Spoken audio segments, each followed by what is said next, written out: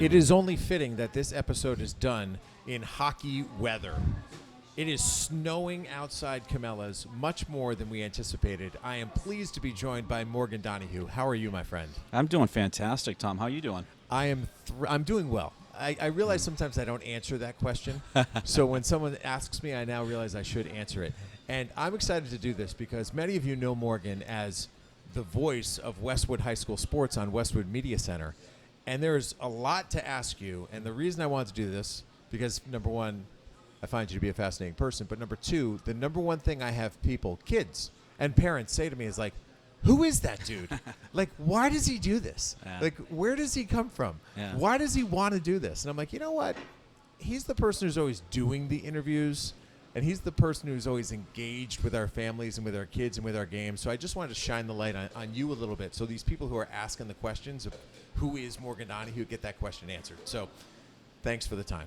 Absolutely. And thanks for the dedication and effort that you give to all the kids and all the teams. So why do you do it?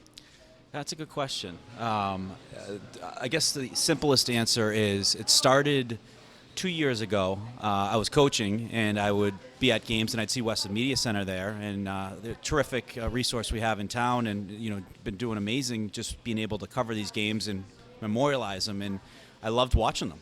And then I was just saying to myself, you know what? They were silent. So if there could be someone that just said names, call a couple goals, who scored, and just tell that story, these would be awesome. So I couldn't do it during the hockey season because I was coaching. But I figured that spring season, why not shoot Melinda an email and say, hey, do you have announcers? If you don't, I'll throw my hat in the ring. I'll probably suck, but you know what? You got to start. And it was kind of two things. It was one, I wanted to start something that wasn't there, and say some names. I had neighbors that were on teams. The Varner boys lived across the street from me, I'm a Westwood grad myself, so it's a cool way to reconnect with my high school. But I also looked at it as an opportunity where going outside your comfort zone, trying something new. You're gonna suck, but don't be afraid to suck at something, to then work hard and get better and enjoy it.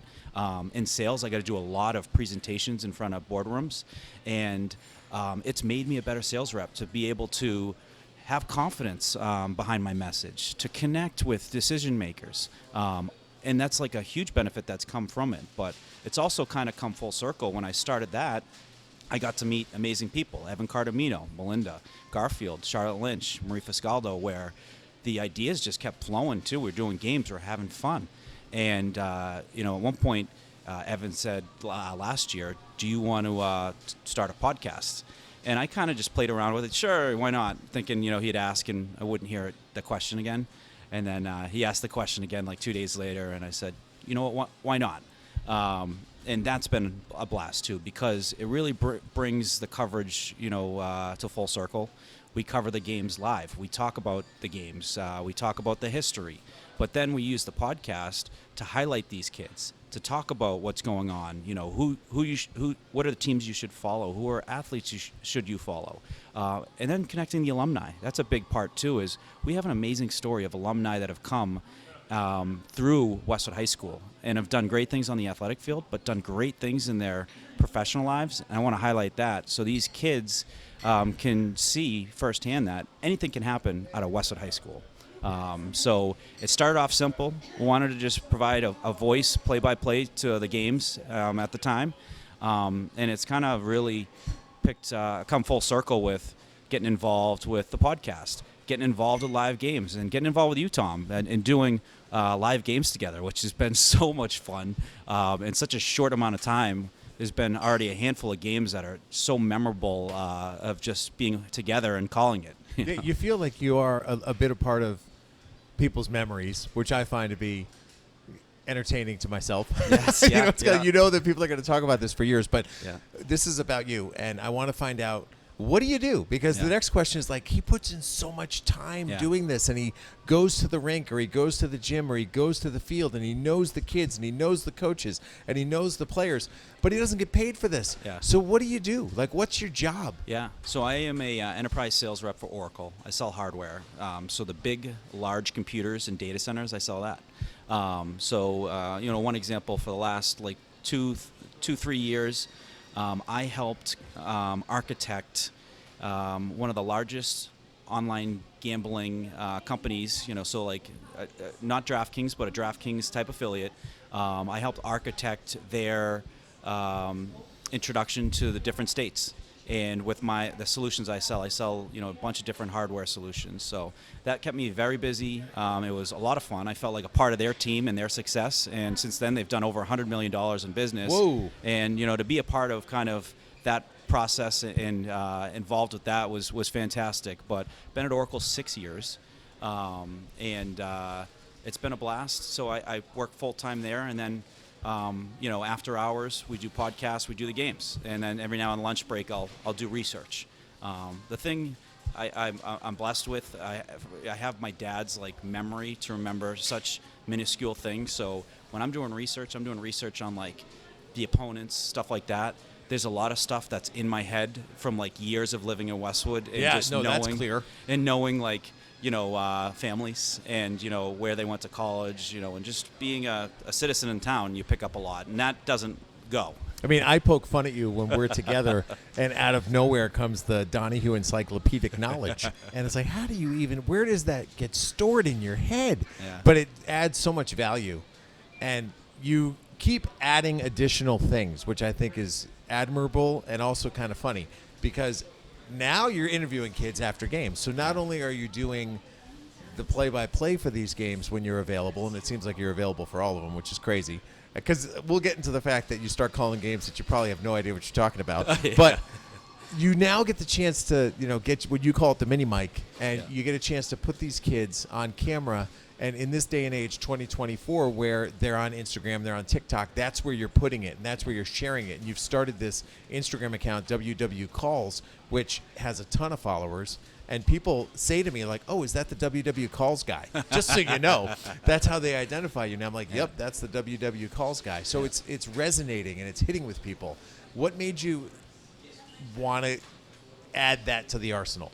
Yeah, great question. So we're calling great games, and there's fantastic moments, big wins, but want to have a way to memorialize it in addition to the Westwood Media Center calls, and do it in a way where the audience is on YouTube, but the audience right now is all over Instagram. It's funny the amount of a lot of players follow the account, but a lot of parents do, and they have the funniest accounts ever. You'll see parents, it's a parent because 0 posts, and it just has their initials and that's it, and they follow Tom Leyden and 3 other people, but they're on there because they know that the content's on there. Westwood Living's on there, and Westwood Media Center's on there as well, and to be able to access the content and also up-to-date content is a great way, but it's memorializing the different games, a couple big plays, the interviews. So what I love about the interviews is after the game, you can get the raw emotion from the player and how they felt after a big win, how they felt after a big Brady Dumais hit, and that got the boys going, or Charlotte Hurley coming back after 2 years of being out. How did it feel to go out there, nerves, things like that, and to capture it then is a lot different than capturing it a week later, 2 weeks later. But to put it in a place, have a repository, catalog it, so 10 years from now you can go back and be like, wow. What I also want out of these students to remember is, you're going to have big things, big tests in college. You're going to have big interviews. Sometimes go back in the archives and look at these interviews you do and remember the confidence you had when you were an athlete, and channel that for the big things you do to remind yourself what you're capable of. So if we can have those memorialized, tell the story of the 2024 season, where it might seem small and minuscule now, but 20 years from now you'll see that was who I was. I was that kid who wasn't afraid to take on Hopkinton, and we came away with a win. I admire you for this. You are always positive, and you always find a way to shine the apple, and that is a gift that's inherent to certain people. But do you also feel that that's a little bit of an obligation because of the audience that you're talking to and the kids who you are spotlighting, that you're not talking about NFL, NBA, NHL, WNBA athletes? These are high school kids who are learning.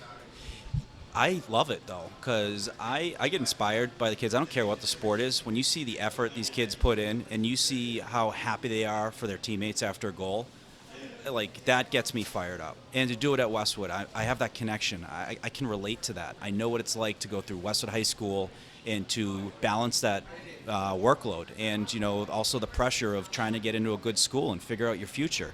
So I can absolutely relate to what they're going through, and it's inspiring to me when I'm seeing them out there in the games. And it doesn't matter the sport.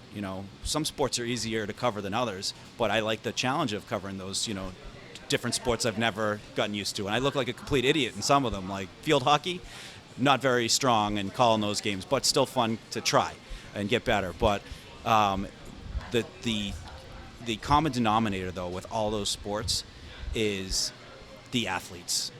They're all passionate about winning. They all love their teammates. They all want to win a TVL title, and they all want to win a state championship. And that's the same across the board. And to cover that and highlight that, I look at that in every single sport I cover.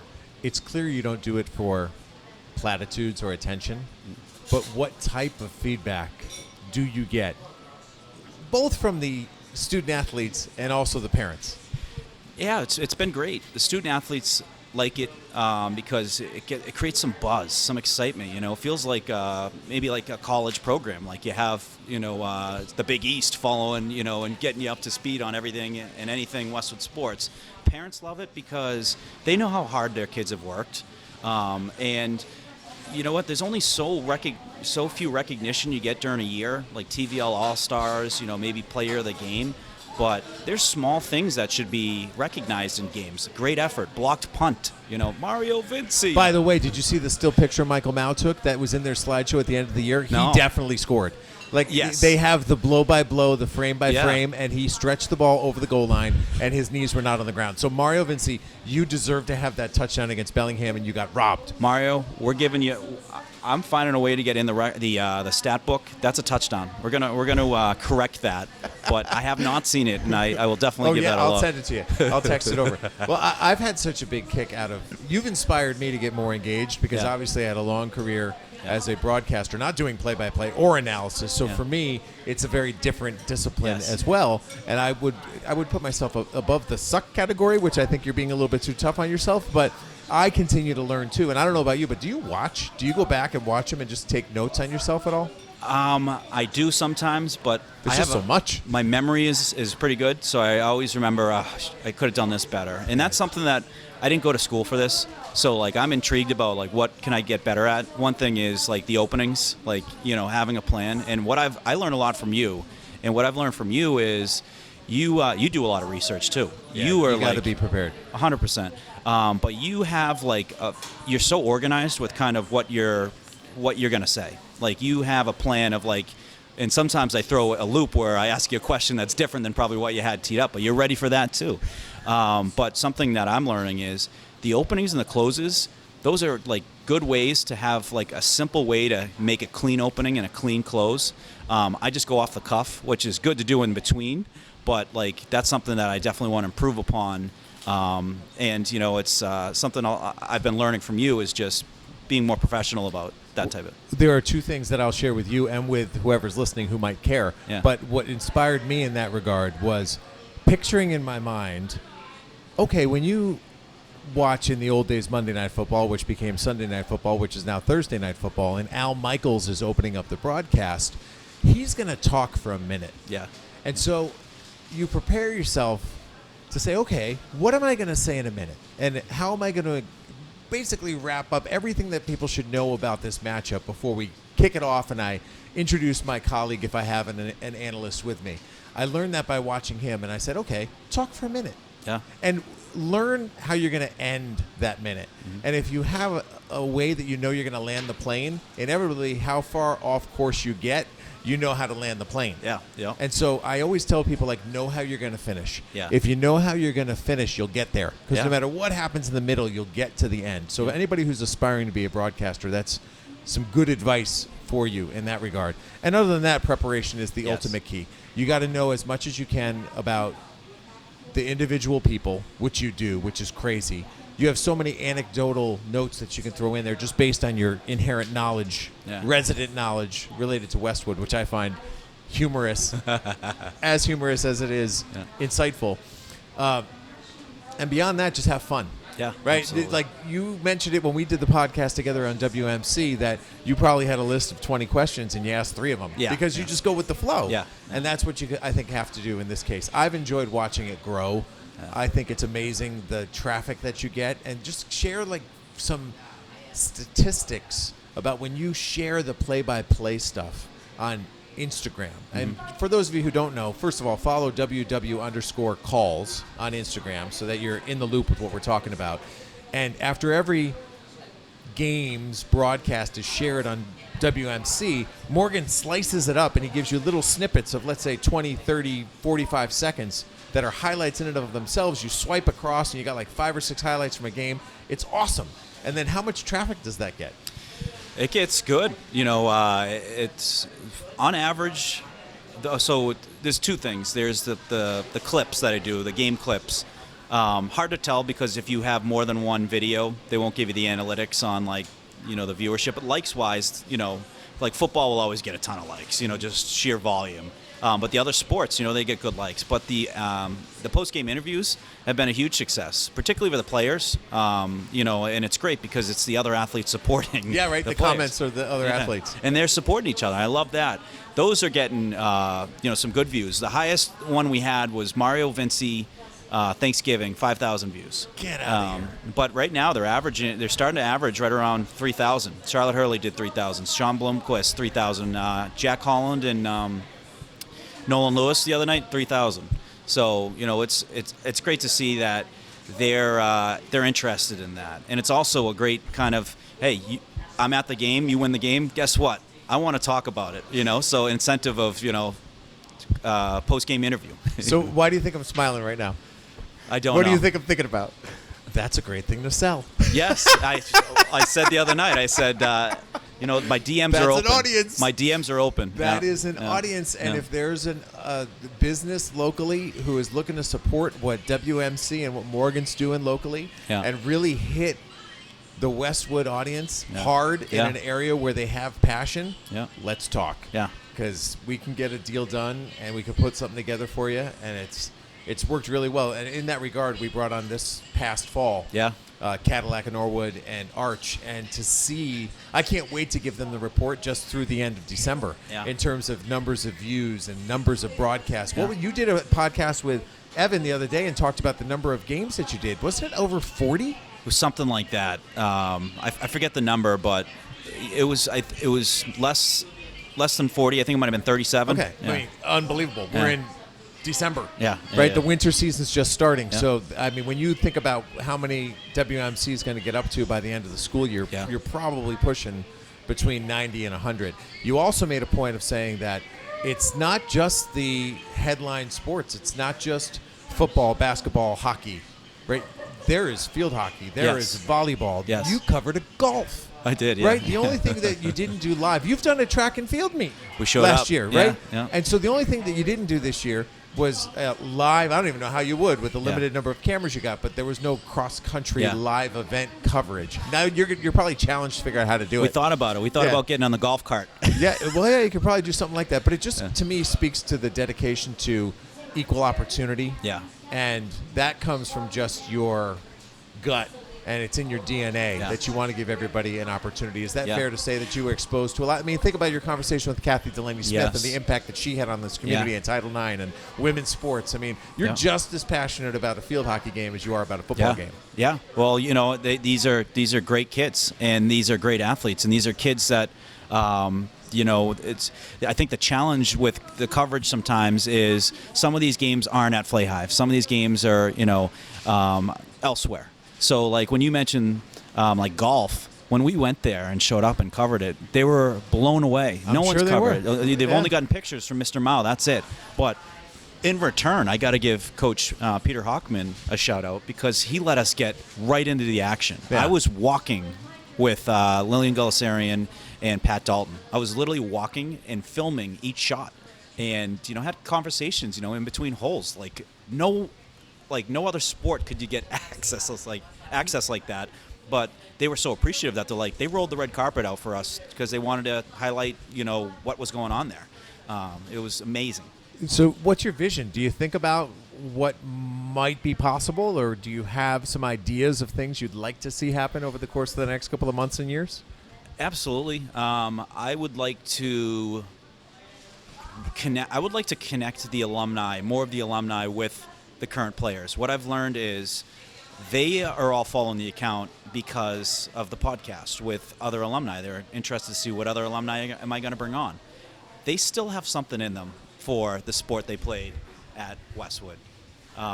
They still have interest. I did the Hopkinton game the other day. Mark Arthur was watching live and texted me. That's awesome. So there's still that connection. I would love to see the alumni get more involved. I'd love to see more fundraising efforts for Westwood sports. So like the Westwood Athletic Alumni Association, Joe Vinci, John Buckley, Mike Griffin, Alex Jowdy.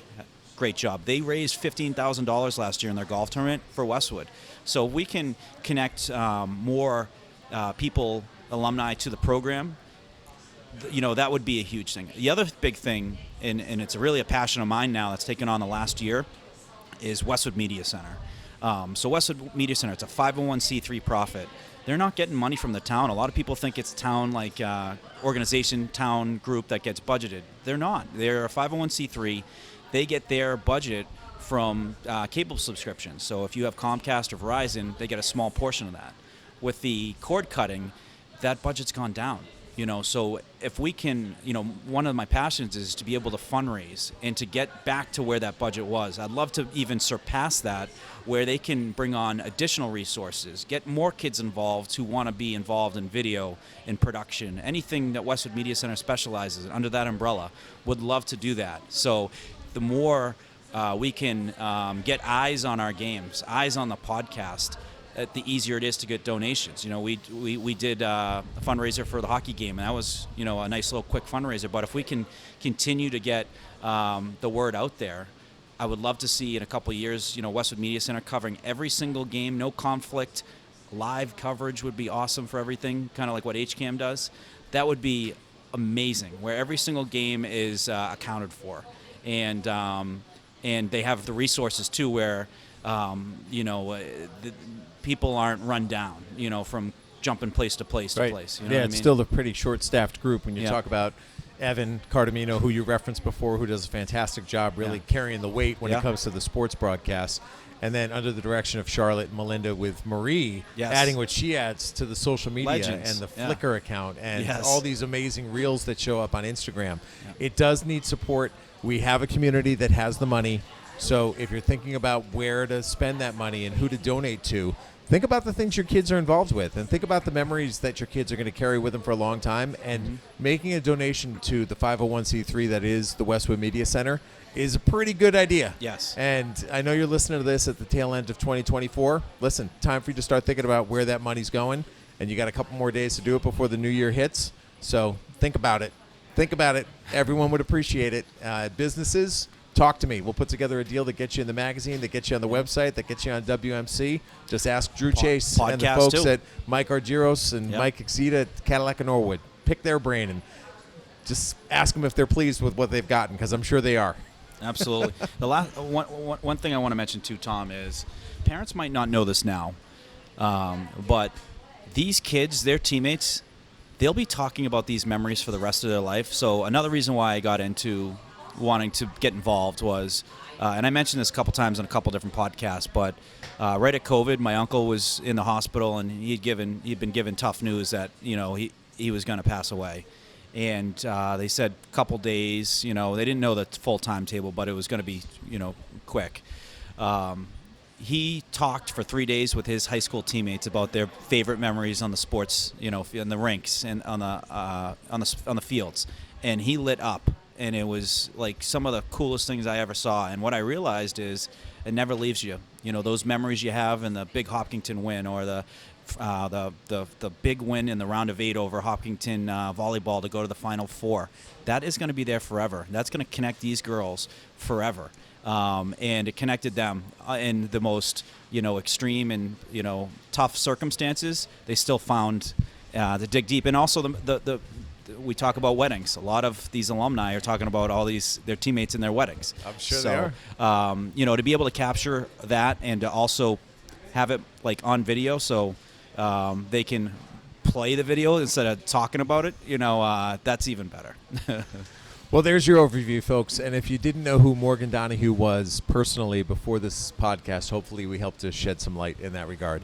Thank you for the work you do. Thank you for your friendship. I tell people that as I look at calendar year 2024, who did you meet?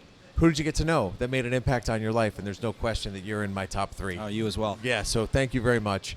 And I'm pleased we got the opportunity to do this today. So, folks, if there's ever somebody else you want me to have a conversation with, of course, just reach out, Leyden@bestversionmedia.com. Send an email. I'll find that person. We'll have a conversation. And, of course, we'll share it with you right here on the Westwood Living Podcast Network. But for now, from Cabela's with Morgan Donahue, I'm Tom Leyden saying so long and thanks so much for listening.